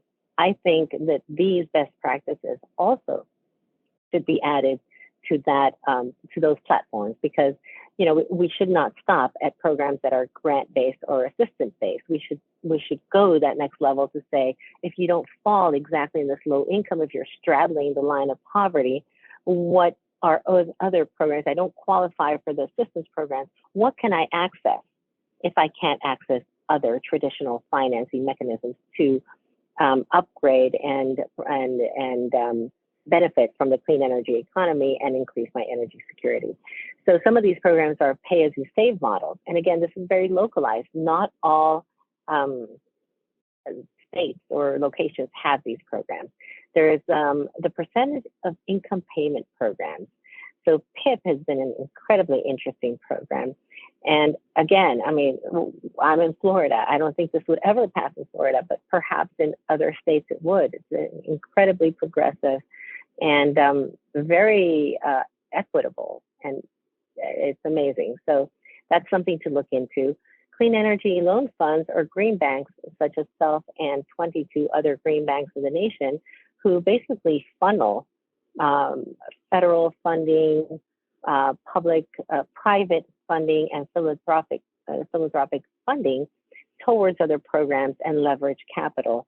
Direct pay programs instead of federal tax credits. So this has been, on one of those wish lists with the Build Back Better plans, the Biden administration, is to not leave out low and moderate income people from the benefits of the clean energy economy. How do we integrate low income communities when the incentives are based on having to pay taxes, and so many low and moderate income people would not qualify with these standards? So direct pay, meaning do it as a rebate, do it as an upfront incentive. That's the D25 bill that's on the table right now. Equity-centered tariff on bill financing programs. So that's another great way, if you can, to work with utilities, reduce the risk of lending money or distributing dollars through utilities, where you can find low-cost capital to finance and fund many of these upgrades and needs, and then have a collection method on utility bills, which reduces the cost tremendously and the risk. And then any utility disconnects, late fees, and reconnection fees. So as entities that work to achieve energy security, these inclusive solutions should be a high priority. So the intended outcomes are centering low and moderate income families in the program design, ensuring that programs have adequate consumer protection mechanisms, very important, prioritizing access to energy as a human right, and ending disconnects. The feasibility of these programs, we think, is medium, and again, it depends on where you are located. Solutions are going to be place-based. Various forms of examples exist across the region, and each state has their preferences depending on the policy context. So the next steps would be best practices need to be more fully agreed upon, refined, and that requires a lot of regional coordination. And those public-private partnerships take a long time to develop. And I think, Allie, the next, I think that's it. I think we only have two. Oh, I'm sorry. There is a third. The third recommendation is to create programs that specifically designed to help renters, of course, achieve energy security. So that's a big issue. You know, renters don't have control over their homes, the structure. So how do we ensure that a large proportion of low and moderate income people who rent can access energy security? So to address these programs, the programs need to be designed to include these and work with landlords in a way that we can scale the solutions, motivate the landlords to make these investments. So some of the intended outcomes are to ensure that efficiency improvements are available to all, including renters, to work with landlords, because this is also, landlords of affordable housing many times are small to medium, mostly small business entrepreneurs who have housing with the housing choice voucher programs, with housing authorities, and that is a steady stream of income for them. So by improving their homes, they're actually going to stabilize their renters, and that provides stability of their income as well. The feasibility of this is medium, depending on where you are, difficult to achieve at scale, but there are many initiatives right now underway to try and address this issue. The next steps would be to work with partners across the region. And for example, we just launched the program last week, in fact, with the Atlanta Housing Authority, that's called the SEER, Sustainable Energy Efficiency Rental Loan for Landlords, in partnership with the Atlanta Housing Authority, who will provide a rent boost that basically covers the amount of the maximum loan for energy efficiency that the landlord would take out. The result of the landlord taking out a small loan to improve the rental property would be not only the rent boost for them in perpetuity, but of course, the most intended outcome would be to reduce the energy burden significantly for the renters. Sorry if I went over time. Thanks, Dawn. That's great. We are over just a little bit, so I think we can take about a minute or two for any questions or anything, and then we'll move on to the next group. So is there anything pressing for folks?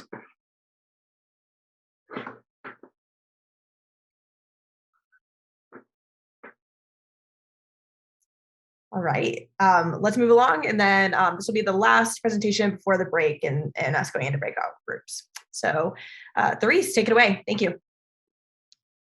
Thanks, Allie, and hi, everybody.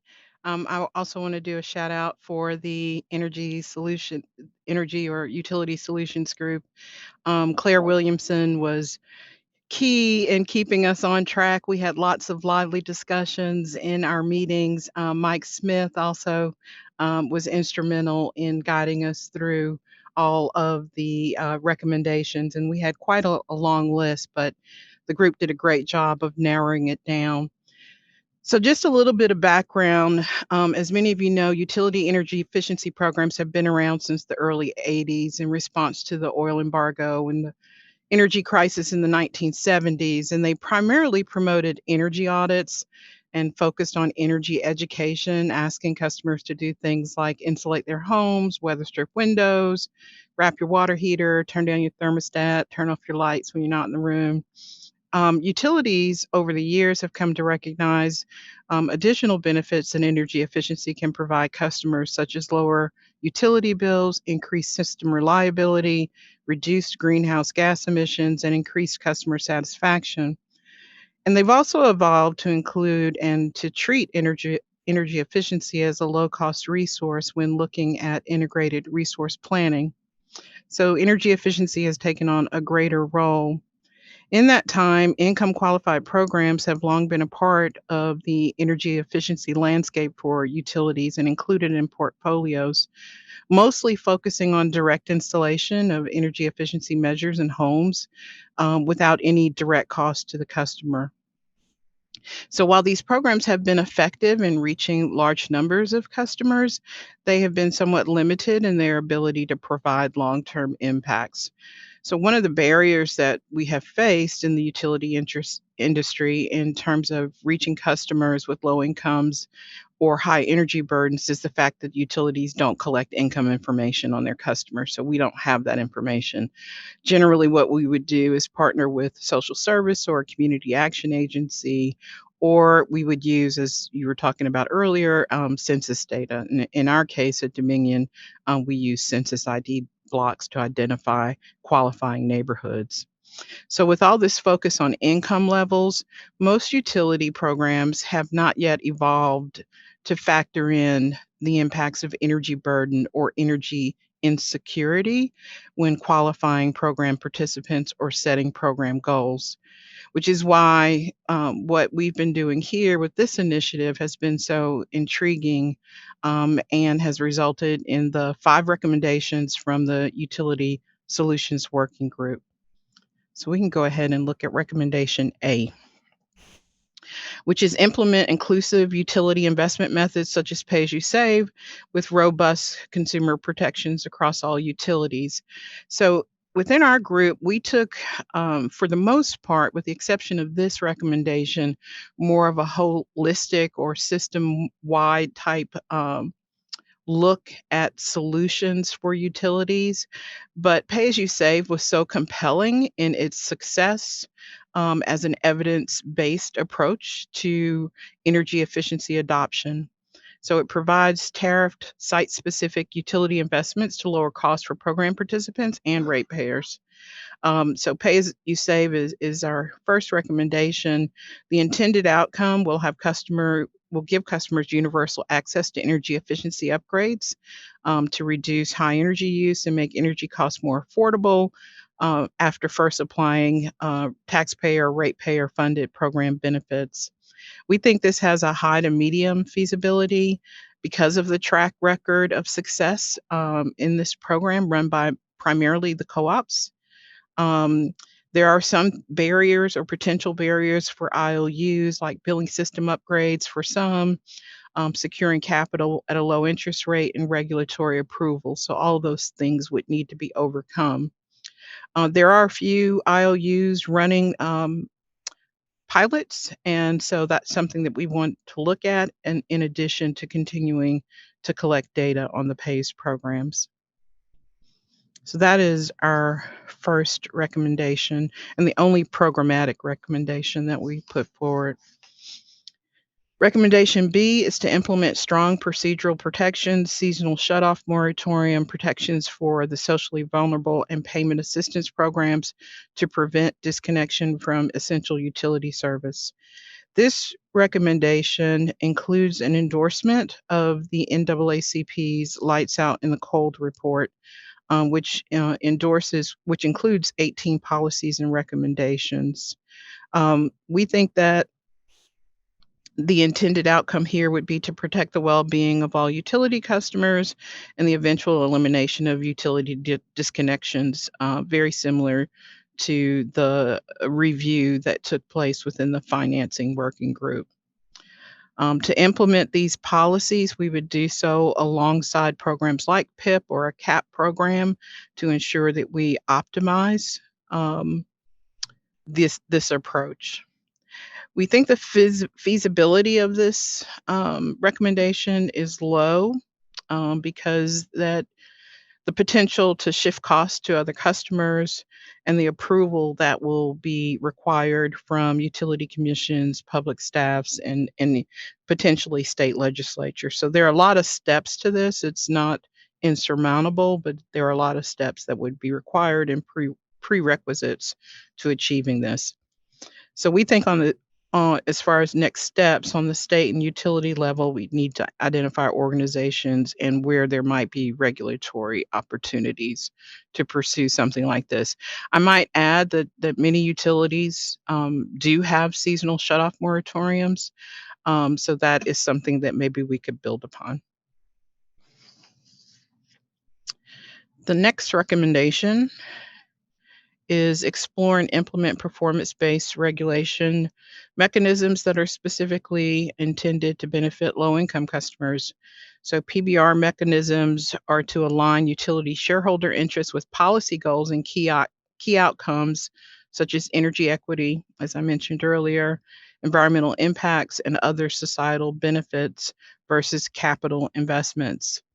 So the intended outcome that the group discussed was redesign the rate-making process to drive utility investment toward low-income customers via PBR mechanisms while not harming them, to realign utility incentives in the utility business model to be dependent on achieving policy goals rather than building new capital assets such as power plants. And then with regard to feasibility, we think a report is probably the first step in implementation. And we think implementing PBRs is going to be a challenge. So we identified it as having low feasibility to overhaul the rate-making process. So it's complex, as you all know. There are a lot of players that are involved. And when you get utility commissions and in particular legislatures involved, it you have a significant runway to get any kind of leverage. So we think identifying organizations that are supportive of this initiative and states and utilities where there might be opportunity is the best next step. Recommendation D is to expand and implement non-energy benefits in EE cost effectiveness tests. So IOUs, not always co-ops, but IOUs are required to put forward cost-effective programs that have to pass tests. And our recommendation is that utilities that don't already adopt non-energy benefits include them to include socioeconomic outcomes that arise from investments in energy efficiency. So we think an intended outcome is to increase energy efficiency programs and measure offerings by valuing health, environmental, jobs, and other NEBs in the cost benefit analysis.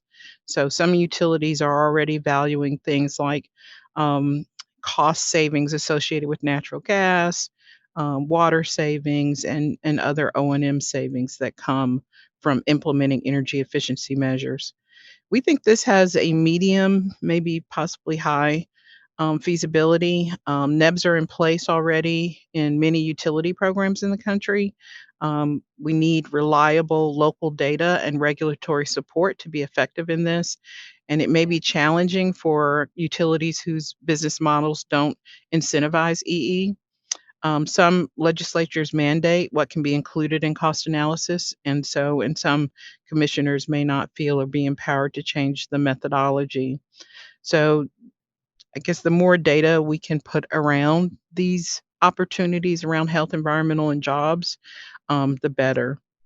And again, our recommendation is to look at the different states and see where there might be regulatory opportunity. And then our last recommendation is to reduce future capacity needs through aggressive pursuit of energy efficiency and peak demand reduction. So we recommend that utilities that don't have AMI, for example, advanced metering infrastructure, adopt it. And for all utilities investing in IT and data science resources to enable load shifting through behavior-based mechanisms like time of use and technology-based mechanisms like smart thermostats and grid interactive water heaters. The intended outcomes are to reduce peak through energy efficiency and load shifting that can offset the need to build new or underutilized infrastructure, create significant savings for the customer and the utility. We think it would also increase program participation by using detailed analytics and interval data. Providing this to customer could be very beneficial for programs like PAYS and other programs like home energy reports. We think this has a medium feasibility. It's dependent on the integration of new technologies. Many utilities are adopting AMI. It would require commission approval of new programs and rate designs and the inclusion of NEBs. It won't necessarily address barriers for customers in the greatest need. So this would be more of a holistic approach, but it would also reach customers in the greatest need, but it's not necessarily targeted at customers with the greatest need. Next steps would be to develop an effective time of use rate that actually would not harm vulnerable customers that can't necessarily shift their load, and utilize federal funding for EV chargers, develop heat pump water heaters as an efficient load management resource. So those were just some of the things that we thought we could do to implement. So I hope we got you caught up. I tried to get us caught up, Allie. So I hope I got us caught up. Yes. But as I said, we had a lively group discussion pretty much at every meeting. So if other members of the group want to add some comments or answer questions, that would be great. That's great. Thank you so much, Therese. That's fantastic. Thank you. Yeah, so we have about 2 minutes, I think, if there are folks who have questions for the Utility Solutions Group.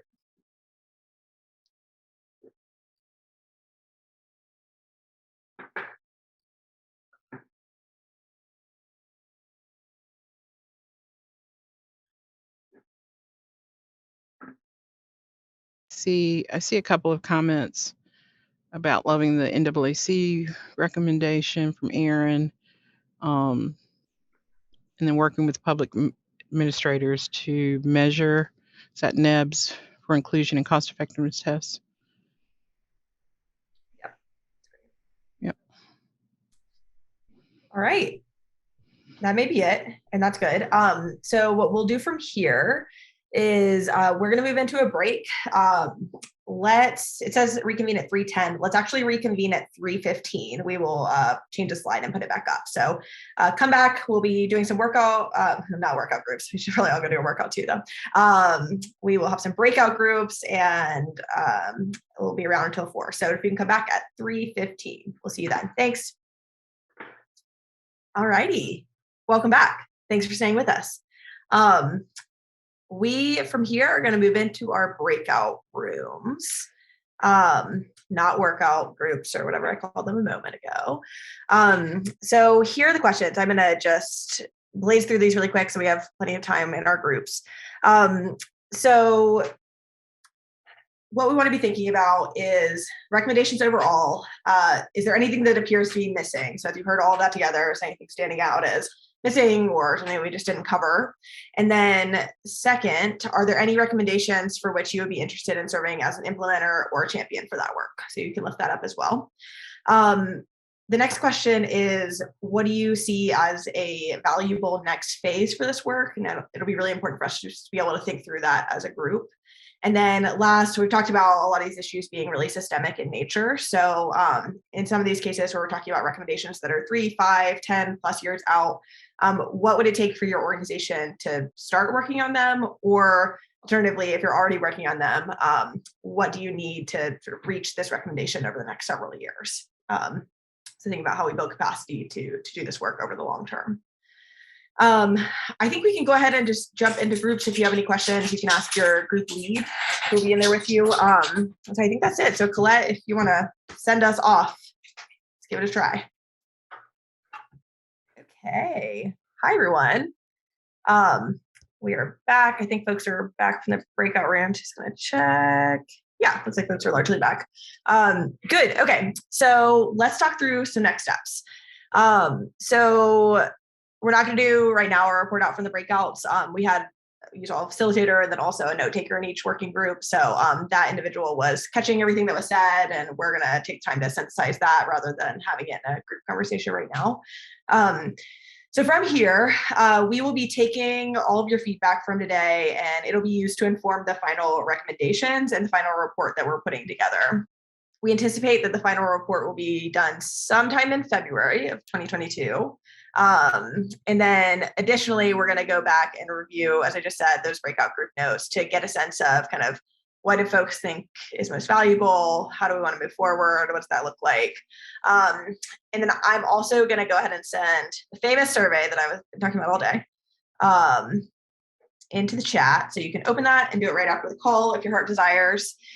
We'll also send it out in a follow-up email. So if you're just able to do that, feel free to forward that survey around as well, because folks can look at the recommendation, like the recommendations are linked. So folks are able to just reflect on it even if they weren't able to attend today. So those are our immediate next steps. We'll be back in contact. I'll send out a sort of wrap email that shows kind of where we were and provides a recording in case you want to listen to anything else from today. So that's it for where we are now. I think our next slide just says thank you. So just thank you, thank you, thank you. Holy cow, especially to our working group members. I don't think that I fully thanked you all when I presented for systemic change. And I just want to say a huge thank you to everyone who's participated in this process. Everyone's invested a lot of time to move these recommendations forward, and it just wouldn't have been possible without each and every one of you all. So thank you. If you have questions, comments, or concerns, you probably have my email because I've been emailing you. So feel free to reach out, and we'll be back in touch soon. So thanks, y'all. Thanks for sticking with us.